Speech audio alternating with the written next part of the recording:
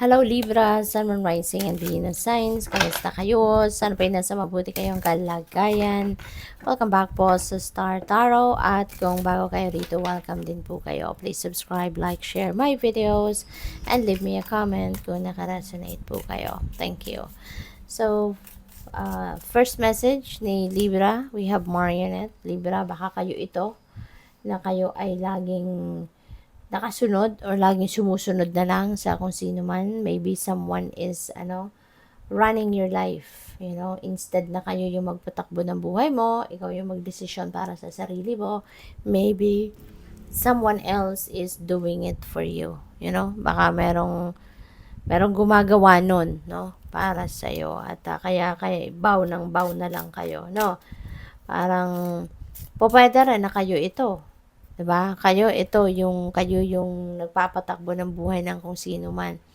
Kayo yung sinusunod kung anong sabihin ninyo, yun dan dapat niyang gawin. We have memory. Some of you siguro nagro-reminisce, nagre-recall ng mga masasayang araw ninyo kasama yung inyong mga mahal sa buhay. Kaya siguro nagba-browse kayo ngayon ng nagba-browse kayo ng albums ninyo, pwedeng physical album, pwedeng sa cellphone, yung ganon. At naaalala ninyo sila. So, siguro you are reminiscing, no, your past. Kasi namimiss mo sila. Baka nasa malayong lugar ka, no? Baka you are just alone and lonely ngayon. Kaya parang binabalik-balikan mo yung mga memories ninyo ng mga mahal mo sa buhay, no? So, what else? We have indulgence. Pwedeng ang iba sa inyo rito is going to meet your friends.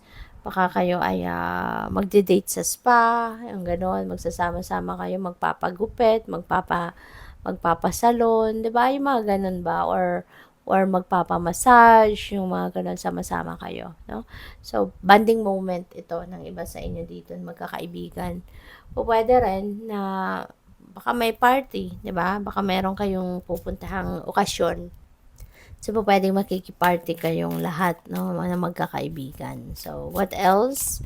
We have loneliness. Ayan, parang sabi ko kanina, 'di ba? Alone and lonely ang iba sa inyo. So, most likely, no, talagang nag-iisa, malungkot, no, ang iba sa inyo rito. And, pwede rin na gusto ninyong mapag-isa, no? Sometimes, gusto lang natin na mag-disconnect sa mga tao, no? Mag-disconnect sa worldly things na pinagkakaabalahan natin para tayo ay makapag-tune in sa sarili natin, para makausap natin sarili natin, para makapagpahinga, 'di ba? Baka ganun ang sitwasyon dito ng iba sa inyo. Yung bang pinipili ninyong mag-solitude kayo, no? Pwedeng may sitwasyon na gano'n. Gusto mong i-isolate yung sarili mo. Pwede rin naman na mayroong disappointment kayo, no? Regarding someone or regarding kung anong mga ginawa ninyo. Baka disappointed kayo. Kaya gusto ninyong mapag-isipan kung ano nangyari. Kaya gusto ninyong mapag-isa. Okay? So, tignan natin. Oh, by the way, I would like to say hi muna. Shout out sa ating beloved channel member na si At Maria Yui 3981. Maraming salamat po for supporting my channel and for being there, no? Naka 3 months na tayo yata na na member kayo rito. Kaya, maraming salamat po for your support. And now, your next message is judgment. No? So, this is time of awareness, of self-realizations, introspection. No? Maari din na meron ditong mga tawag dito, realizations, and also meron kayong mga madidiscover about yourself dito, no, na maaring hindi nyo kilala ang sarili ninyo na ganyan in the past. At ngayon, madidiscover ninyo, no? So, you are going to be awakened, no? Sa mga ilang bagay sa buhay ninyo at this time. So, there could be something dito din na matututunan ninyo sa ngayon pa lang. Madidiscover ninyo about yourself ngayon pa lang na meron pala kayong ganito, kaya nyo din palang ganito, kung ano yan, po pwedeng ganun ang sitwasyon dito. So, your next card is 8 of Pentacles. 8 of Pentacles is about diligence sa trabaho, kasipagan, tiyaga ninyo. Pwede na kayo din ay nag-aaral, no? Para mas lalo pa ninyong ma-improve, no, yung sarili ninyo, lalo pa ninyong para mas lalo pa ninyong ma-develop, no, yung mga skills ninyo, yung mga skills ninyo, mga talents ninyo, yung mga ganon, ano? So, you are going to master your craft, no? Yung ganon. So, good luck. And, pwede rin, ang iba sa inyo rito will be attending seminars, for workshops as well, mga ganon. Skills development, siguro may mga ganon kayong pagkakaabalahan sa ngayon.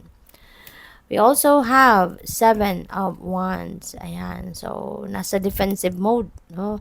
Baka maraming naiinggit sa'yo rito, Libra. Maraming naririnig-rinig kayo siguro ng mga naninira, nambubuli sa inyo, maaring ganoon. Kaya, nasa defensive mode kayo na anytime, no, na baka may marinig kayong hindi maganda, may marinig kayong will provoke you, handa kayong lumaban, handa kayong harapin ito, handa kayong sumugod, yung mga ganun ba? So, always remember to choose your battles, okay? Yun lang dapat ninyong laging isipin din.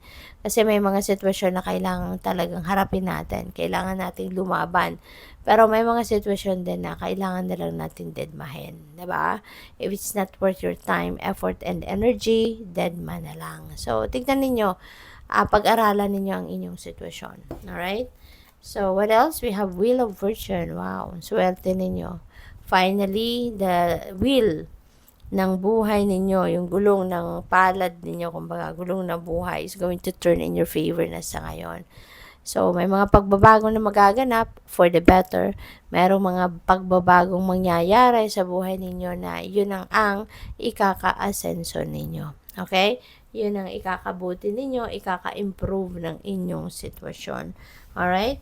So, turning point ito in your life, you know, from hitting the rock bottom, kumbaga, ngayon tutulungan kayo ng universe na umangat, tutulungan kayo ng universe na umasenso, na mag-improve, no? Yung ganon. Kaya, pwede rin ang swerte na to. Pwede swerte sa pera, swerte sa pamilya, sa mga kaibigan, sa trabaho, yung mga ganon, no? It could be good luck and good fortune sa iba't ibang areas of life ninyo. Kaya maging handa kayo para sa mga pagbabago kasi merong mga pagbabagong mangyayari rito for the betterment of your situation. Okay?